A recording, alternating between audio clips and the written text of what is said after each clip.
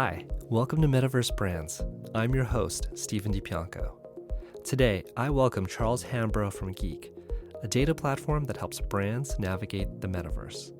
We talk about how brands have started to pay more attention to the gaming space, the importance of brands delivering value to communities, Metaverse KPIs, and monetization via virtual goods and services. Charles is actually my third guest based in London and is also a listener of the podcast, which is super cool. I really appreciate all of you listening out there, and if you're liking the show, please be sure to rate and review it. And if you want to keep up with new episodes, be sure to subscribe, as well as sign up for my Metaverse newsletter at my website, metaversemarcom.io. All right, let's jump into my conversation with Charles. All right, welcome to my guest, Charles Hambro from GEEIQ. Charles, thanks for being here. Thank you. Delighted to be on the podcast. I'm a great fan of this podcast. I already think quite a few of the episodes you've done have been really, really great quality. So I'm hoping to rise to the occasion, so to speak. I appreciate that. I'm also a fan of what you're doing at GEEIQ, and I'm very excited to learn more directly from you. So if you could just start off and tell us a little bit about yourself and maybe why you started GEEIQ. Yeah, absolutely. So I think we'll be going back a little bit here. GEEIQ was a company that started over 4 years ago now. I think it was October 2019, I believe. And really, before I was working at GEEIQ, I was working at this other startup called Movidium, which was a essentially enterprise marketplace for brands to be able to connect with filmmakers across the globe. And my role there was account director. So I was helping brands find the right crew for their project needs, I suppose.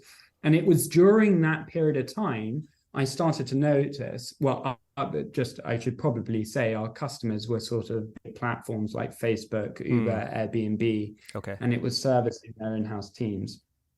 But I did start to notice that they were starting to create content for gamers, which is kind of interesting because, those platforms aren't really native to the gaming industry. And as soon as I did a bit of digging to find out exactly why they were doing that, they were telling me that they were really interested in the gaming market because of how big the gaming market is. And I think we're all aware now of the numbers that we're starting to see of the number of people that play games, from mothers on their way to work playing Candy Crush to sort of your hardcore gamer playing League of Legends. It's in the billions. And essentially, I think those brands at that time were quite early on in looking at this space as an entirely new marketing channel, which is kind of interesting. So it was that point, and I suppose there was also Reed Hastings, who said his biggest competitor was kind of Fortnite instead of Amazon Prime, which was another key indicator, I suppose. And then, saw Drake stream with Ninja, right, which meant that kind of gaming culture was no longer geeky, so to speak. And you've got kind of one of the coolest rappers of the day streaming with a gamer. This is now becoming culturally relevant. Big thing I kind of noticed is a lot of what we would call non-endemic brands. There was a very large education gap between them and wanting to reach these audiences. So that's where the idea of sort of GEEIQ came around. Very cool. No, yeah, it seems like lots of sort of change in the landscape in terms of where consumers are and where brands are starting to think. And so, as I understand, GEEIQ has sort of changed. So where did GEEIQ start off, and what does GEEIQ look like today? Yeah, so I would say it's fundamentally GEEIQ very much started. We've always remained the same in terms of what the product is. And the product is essentially a data platform, a market intelligence platform for and I'm going to do this in inverted commas for those that are listening, for the metaverse. Now, if we're sort of describing the metaverse, I would describe it as virtual environments. We're a marketing platform for virtual environments. identifying all the opportunities that are available to brands, but then very importantly, empowering them and arming them with the correct information around all those opportunities so that these brands can make data-led decisions in this space. I suppose the easiest way to kind of compare it, if you're going into social media, you're probably quite likely to use a social listening platform to understand that space. We think if you're going into the metaverse or virtual environments, you should be armed with the data to fully understand that space. And when I say data, I'm sort of talking about, player bases and audience demographics, and it might be blockchain-based data. But then importantly, all of the important data that's layered on top of that, which I would say is brand data. So if I'm going into Roblox, what other brands have gone into Roblox? What are the metrics from a demographic perspective and a sort of reach or sales perspective for all those brands, so that we as a brand can learn what to do best based on what's happened in the past. And when we've done something, we can clearly benchmark it, not just in one platform, but we've got a virtual environment inside Roblox, and we're also doing a virtual environment inside Zepeto. How much are we spending in both, and what are we getting from a KPI perspective in both, beyond just sort of PR, I suppose. Gotcha. Yeah, and I want to dig more into that sort of KPI conversation, but I want to dig in a little bit before we jump over there. Let's just talk about like what it's like for a brand to work with GEEIQ. So when would a brand engage with GEEIQ, and what are those early conversations about? Or have they already decided a platform? Have they already decided to make an investment in building some sort of activation in a space, or is it even earlier than that? Like when does GEEIQ really get involved? Well, I would start by saying, first off, it's any stage of the process is a brand can get involved with GEEIQ, in terms of, we don't know what the metaverse is, right the way through to, we're in 7 different virtual environments and we're looking to optimize. What I would say is most of the brands that engage with GEEIQ know they need to be in the space for some reason or another, but don't really have the process internally to understand how they should execute and where they should be, and sometimes why they should be in certain environments. And then we are seeing a flurry now, because what I will say, and this is not the first time I've said this, the sort of metaverse hype is kind of over now. And actually a lot of brands know they need to be in this space. So we're getting a lot of brands come to us because they've done 1 or 2 things, and actually further calling back on that KPIs point, they want to start measuring it, and they want to start comparing it and understanding it so that they can optimize. I think the sort of debate is over when you start looking at the numbers that you talk about a lot inside all these different virtual environments, and you kind of compare that to social media. Absolutely, the engagement is there. The question is how do we look at this from a performance perspective now, not just kind of dipping on toes and testing and learning. Got it. And then just so I can understand a little bit how the product works, and because you've talked about, so hey, it's a data-driven product. That's really the focus of what the company offers. But there's also account management, right? There's also coaching brands in the space getting up the curve. So how do those things sort of work together, like with a brand, both the platform itself as well as the people who help kind of guide the conversation around the data there? Yeah, absolutely. But I think with any market, you can put a platform in front of a brand, but actually, they always need extra help, and they always need, I think, our long-term objective at GEEIQ is to upskill brands so that they are as educated as we are, GEEIQ is internally, so that but they're making data-led decisions, and they're using our data to be able to do that. There are essentially 2 ways, again, brands will use GEEIQ. One is we really know what we're talking about, and a lot of that is agencies who also use GEEIQ, not just brands. But brands who just want to have access to the data, and that's very much done on a SaaS subscription, cost per seat basis, subscribe and access data and use it how you wish.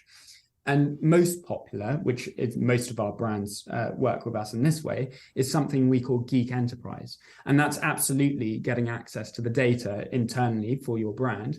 But then quite crucially, it's an account manager and an account director being an extension of your team who is available up to a certain amount, an agreed amount of hours a month. Mm-hmm. But that's really forming strategy.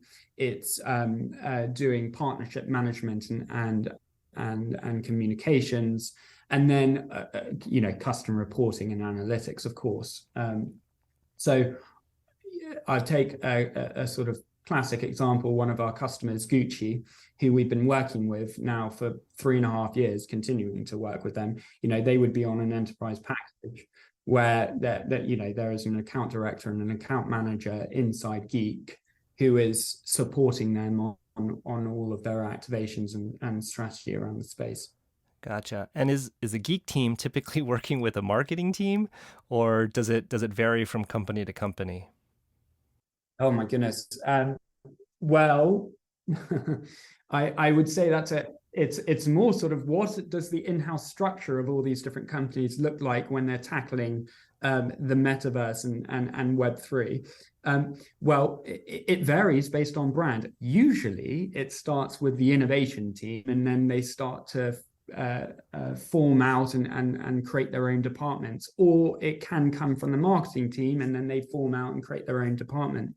The best way I could probably describe this is if we look at the transition in 2005, 6, 7, when social media came about and brands started to realize that print TV and radio was not the only way to communicate with your audience, and this thing called Facebook came around and then Instagram came around. They started to realize they needed to build an in-house team that accommodated that. I think when we're talking about this, we're in that early stage of brands starting to realize a new communication channel that is a sort of enriched version of social media. And therefore, these brands are starting to build their own in-house teams to accommodate that. And many of the brands that we work with do have their own dedicated in-house teams that are completely dedicated towards Web3 gaming and the wider metaverse. And then I would say, a brand like L'Oreal, we're working at a brand level. For an example would be Armani Beauty, but then we're also working at a group level as well, to provide that support of playbooks and sort of group level partnerships and education. Gotcha. Yeah, sounds like lots of different flavors of ways to work with different companies, different formations, different structures, etc. And so every company is slightly different, Stephen, at the end of the day. Yeah, makes total sense. So sort of taking that, what you've talked about with kind of that analogy with social media and how that's changed, and how it's changed not only consumers, but then companies and the way those companies try to reach consumers. Let's talk about social media and maybe how that, as sort of like a bridge in terms of KPIs. So I think that, with social media and even like you said, with television and radio, right? Like there were a certain set of KPIs that were developed around those mediums, those formats, those ways to reach consumers, television, radio, and then social media comes along, changes the game, different types of KPIs, different ways to think about engagement. How do you see KPIs evolving from, let's say, social media and Web 2 into the metaverse and Web 3? Is there some overlap between the types of KPIs that you think were measured and mattered before and that still matter moving forward? Well, yes, I think there is, essentially. I mean, I think people like to sort of over confuse what's happening here, and we at GEEIQ see it very kind of straightforwardly. Eyeballs are just moving. If we think about TV, print, and radio, that was a way brands still is a way brands can communicate with their audiences. However, the medium at which that is, it's quite passive, and you're sort of restricted on what you can do and how much data you can get back, or how much your audience can engage with you. And then social media came along, and similar metrics were sort of pushed over as eyeballs moved to measure success in that space. However, there were certain extra things because it was no longer passive, it became interactive. You know, you couldn't do a direct click through link to e-com with TV, but you can with Twitter, for example. Now, if we're talking about this new space, which again, if we're looking at these sort of gaming environments and these virtual environments as an evolution of social media, key difference, you know, gaming's been around for decades. I think the main difference that's happened over the past 5-6 years is quite crucially, people aren't just going into games to play, they're going in to socialize. And actually, if you speak to anyone under the age of 20 years old and say, like, you know, where are you hanging out with your friends?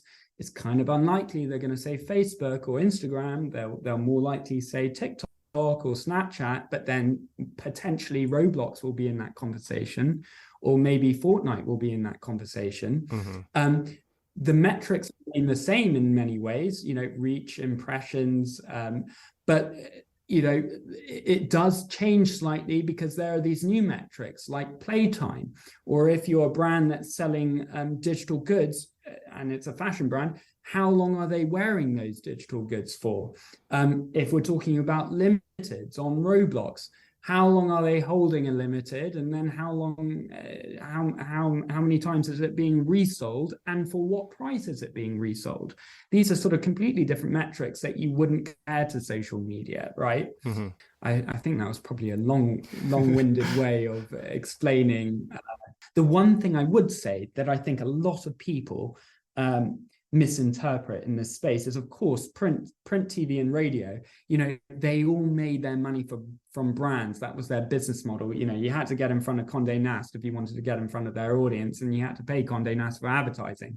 The same goes with sort of social media. Guess who you got to pay? Kind of Facebook if you want media buying in front of them, or Google if you want to do it in front of YouTube.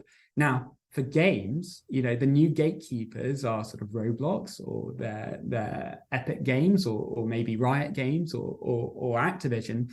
You know, the business model's a bit different there because they make their money directly through digital goods and services with the players, not the brands. So I think brands need to kind of fully understand that, yes, this is an evolution of social media, but the rules are slightly different here.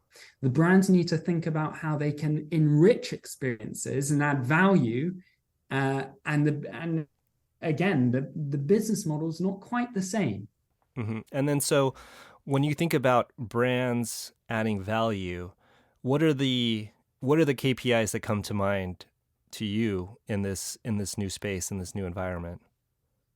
Well, of course, you know, it depends on the virtual environment you're going into. I mean, if we're looking at user-generated content platforms, Roblox, Fortnite, Zepeto, Animal Crossing even, I mean, in a Web3 space, you'd sort of say Decentraland and the Sandbox. And the KPIs could be number of visits. It could be as simple as the sort of upvotes and downvote ratio on the virtual experience itself. It could be item sales, for example, or favorites on those item sales. I would stress that it's not always about what happens inside the virtual environment itself. What's really important is to understand the culture around the virtual environment, and therefore measuring traditional social media metrics attached to what you're doing inside the virtual environment is really important, because you're going to get comments on your experience potentially on Twitter, on Instagram, and measuring the sentiment there is going to kind of show success depending on, you know, what you call success, which is going to be different based on your objectives.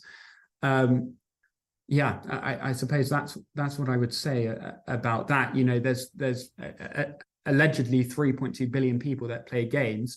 Don't forget, there's also allegedly 1.6 billion people that watch other people play games on traditional social media channels. Yeah, and so in terms of GEEIQ, in terms of both the platform and the advice that you give brands, how do you sort of paint that picture of that whole ecosystem? Like you said, it's not just the conversations happening in the environments, but sort of in and around on other platforms. How does GEEIQ help brands sort of see that full picture? Absolutely. So I think it's about displaying all of that in-game virtual environment data, and then fusing that with traditional social media data, where a lot of the conversations are happening inside Discord, Reddit, Twitter, even on TikTok's a huge place for gaming video content. So we are listening and monitoring all of those platforms as well, but segregating it, quite importantly, to the gaming community, and making sure that the context is only around that, and sort of removing all the other noise. Got it. And how much of that? It sounds like a lot. I mean, I know just Discord alone, right? There's so many. But it has taken us 4 years to sort of build this platform, Stephen. We've been working on it for a long old time, and I would say, working with the brands that we do, we've learned a hell of a lot, and we've been very, very lucky to work with some really, really smart people. And these days, so 4 years in, what are the things that you're hearing from brands that they want to see, that either, okay, we have a solution, or, oh, we need to work on this? What are the customers saying? Of course, I'm speaking generally. Sure. I'm not talking about any of our customers in specific. That's really important I say that. I suppose a lot of brands are realizing, and realized back then, that they've been through this process before, and this was the jump between TV, traditional media, TV, print and radio, to social media, and they're seeing it happen again. And so they're actually recognizing, oh, I remember when this happened before. We were late to the last one, and we don't want to be late to this one. What is it that they're wanting to make sure that they're there for? Well, cultural relevance is huge and incredibly important. They know that if people are spending social time inside these virtual environments, they want to be part of that conversation. So, one classic objective is we want to connect with communities that are difficult to connect with through traditional marketing channels. 2 could be, these new virtual environments enable us to express our brand values in a way we couldn't possibly do in traditional social media channels, or even traditional media channels. And of course, 3, this is the ability to create new revenue streams through digital goods, which is obviously a really, really compelling opportunity. I would say, 3 with a big asterisk.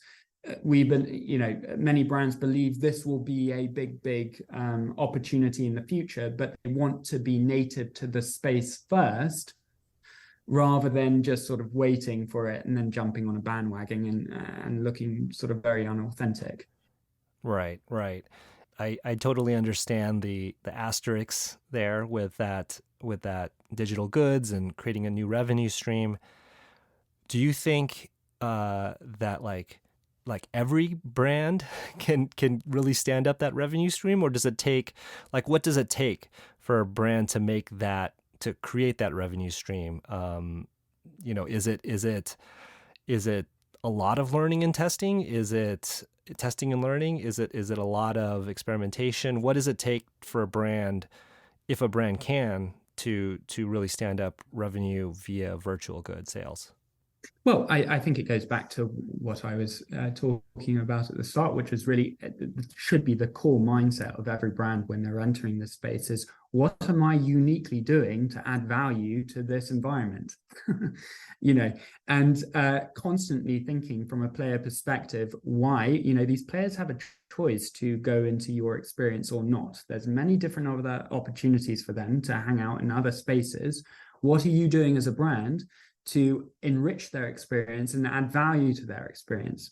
I believe, with the right strategies and staying authentic, every brand has values and stories to tell, no matter, what category you're in. It could be in FMCG, it could be in automotive, it could be in fashion. They all have stories to tell. And if those stories are compelling enough and interesting enough for consumers and communities now, that's another thing that's changing, is many brands are not using the word consumers anymore. They're kind of using the word communities, which tells you something. If you are providing enough interest and intrigue and value to those communities, that the interest might get so high that they might pay to be part of the community that you fostered in that space. And whether that's offering digital goods that are digital goods only, or digital goods that are connected to in real life goods, or maybe it's not even digital goods, but it could be services inside these virtual environments. When I say services, I mean, access to unique experiences or gameplay mechanics, etc.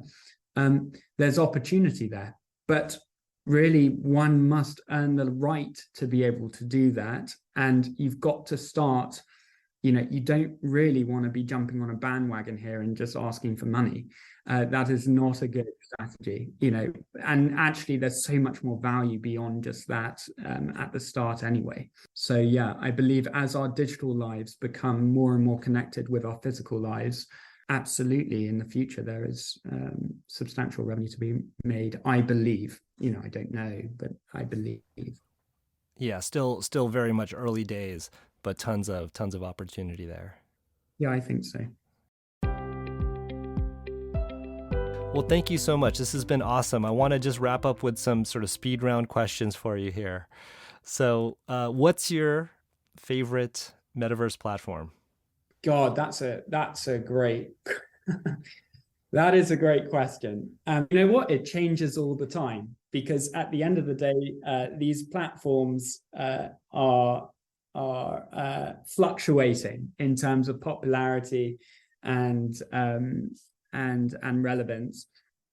At the moment, I particularly, I'm not going to say my favorite. I'm going to say I particularly like Roblox, because of the because people are going into that space to socialize, and that's what really excites me.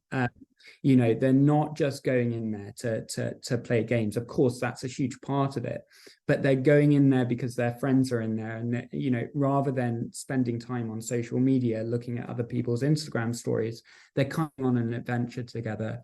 And I think the way Roblox is set up in terms of its developer community, I think it's really, really amazing platform. So it's not my favorite, it's one I really like at the moment.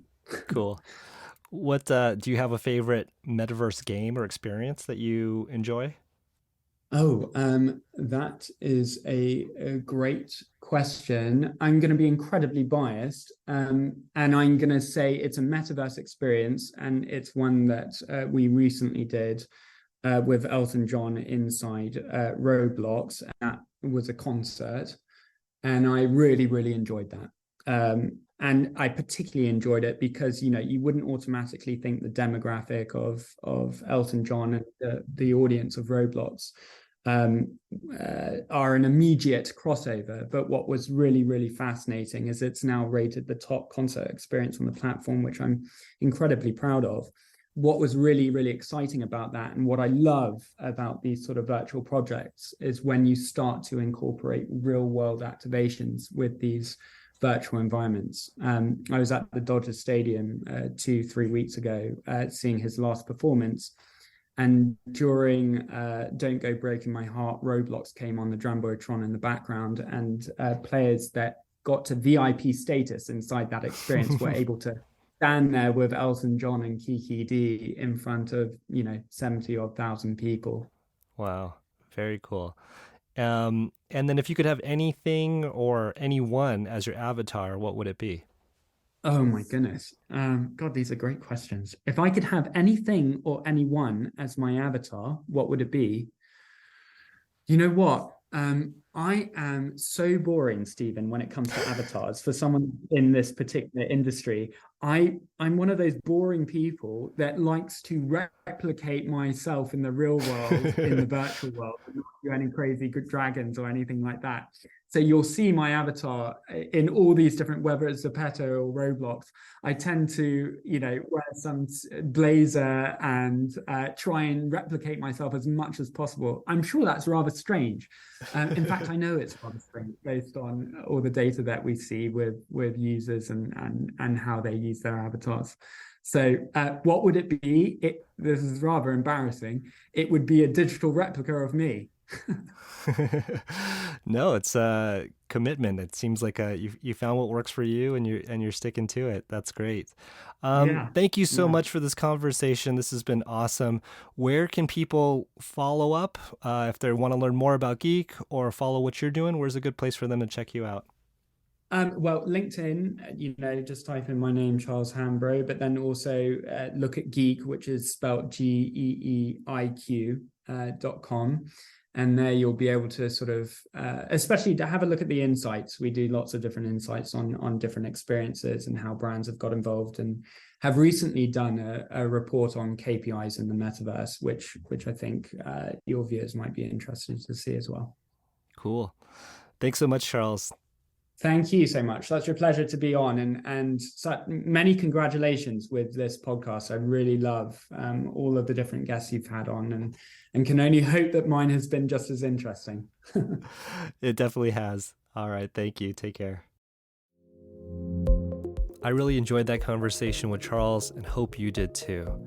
So my key takeaway is that really eyeballs and intention have shifted yet again.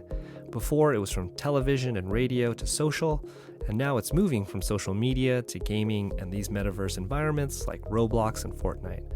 So even though the hype around the metaverse may have died down, brands are realizing they need to be on these platforms in order to reach current and future consumers, which are so hard to reach. All right, thanks so much. If you like what you're listening to and you want to learn more about my thoughts on the metaverse, you can find me, Stephen DiPianco, on LinkedIn. You can also check out my company, Metaverse Marcom, at our website, metaversemarcom.io. There, we're publishing our research on top metaverse brand activations, and you can sign up for our metaverse newsletter. Also, if you like this episode, please be sure to subscribe, leave a comment, and rate it. All right, until next time, thanks so much. I'll see you in the metaverse.